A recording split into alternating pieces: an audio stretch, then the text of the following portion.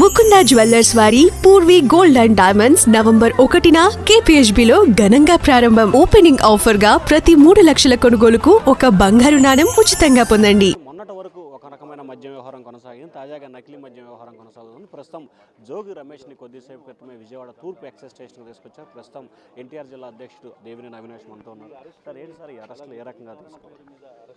Red book రాజ్యాంగం ఈ రాష్ట్రంలో నడుస్తుంది. వైఎస్ఆర్ కాంగ్రెస్ పార్టీ తరఫున ప్రజల పక్షాన ఎవరైతే పోరాటం చేస్తున్నారో, ఎవరైతే గల్లం విప్పుతున్నారో వాళ్ళందరూ గొంతు నొక్కేయాలని చెప్పిన ఒక ఉద్దేశంతో రెడ్ బుక్ రాజ్యాంగం అక్రమ అరెస్టులు, కల్తీ మద్యం ఎవరు చేశారు? మీ Telugu Desam party incharge, Telugu Desam party నాయకులు అందరూ గారు సిండికేట్గా ఏర్పడి ఈ రాష్ట్రంలో కల్తీ మద్యం, నకిలీ మద్యం సరఫరా చేస్తుందని, తయారు చేస్తుందని జరుగుతుంది. అది బయటపెట్టింది ఎవరో? వైఎస్ఆర్ కాంగ్రెస్ పార్టీ. ఇబ్రహీంపట్నంలో జరిగే నకిలీ మద్యాన్ని బయటపెట్టింది జోగి రమేష్ గారు. స్వయాన ఆయన వెళ్ళి మొత్తం అందరి గారు చూపించారు. ఎవరైతే చేసే దొంగతనాన్ని చూపించి ఇదిగోని దొంగతనం చేస్తారని చెప్పి అంటున్నారు. ఈరోజు వాళ్ళ మీద కేసు పెట్టే పరిస్థితి. 15 రోజులుగా ఆయన చెప్పుతున్నారు, నేను వస్తాను, నార్కో టెస్ట్కి నేను సిద్ధంగా ఉన్నాను. కనకదుర్గమ్మ గుడి దగ్గర కుటుంబాన్ని మొత్తం గారు తీసుకెళ్ళి ఆయన ఇదిగోండి నేను ప్రమాణం చేస్తానని చెప్పని ప్రమాణం చేశారు.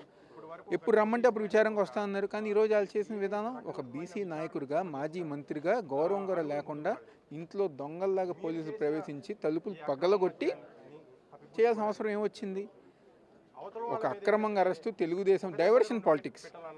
వెంకటేశ్వర స్వామి టెంపుల్లో ఏదైతే తొక్కిసలా జరిగిందో, తుఫాన్లో విఫలం చెందిందో దాని నుంచి ప్రజలని ఎలాగైనా డైవర్ట్ చేయాలని చెప్పని డైవర్షన్ పాలిటిక్స్గా ఈరోజు జోగి రమేష్ గారిని అరెస్ట్ చేశారు.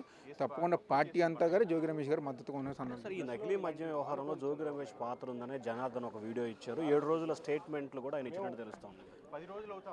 జనార్దన్ రావు భార్యను కానివ్వండి, పిల్లల్ని కానివ్వండి భయపెట్టి మిమ్మల్ని ఇబ్బంది పెడతాం, జోగి రమేష్ పేరు చెప్పకపోతే మిమ్మల్ని ఇబ్బంది పెడతాం అని చెప్పని భయపెట్టి బెదిరించి పోలీసు వాళ్ళే. అందుకనే మేము సిబిఐ ఎంక్వైరీ అడిగింది. మీ సిట్టు కాదు, మీ తెలుగుదేశం పార్టీ నాయకులు ఉన్న సిట్టు కాదు బాబు, సిబిఐ ఎంక్వైరీ అయింది, దమ్ముగా ధైర్యంగా మేము విచారణ సహకరిస్తున్నాం. కానీ అది ఎక్కడ ఎవరన్నా మాట్లాడుతున్నారా?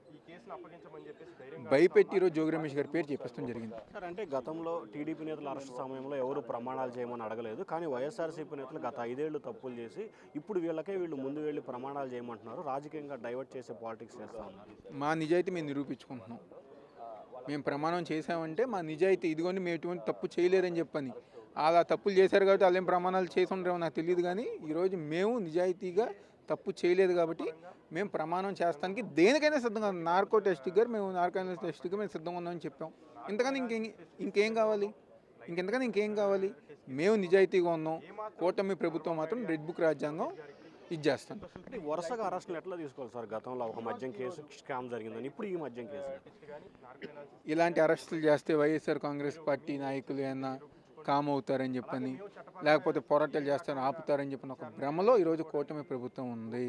మీరు ఎన్ని దొంగ కేసులు పెట్టినా, ఎంత దొంగ అరెస్టులు చేసినా వైఎస్ఆర్ కాంగ్రెస్ పార్టీ ప్రజల పక్షాన పోరాటం చేస్తుంది.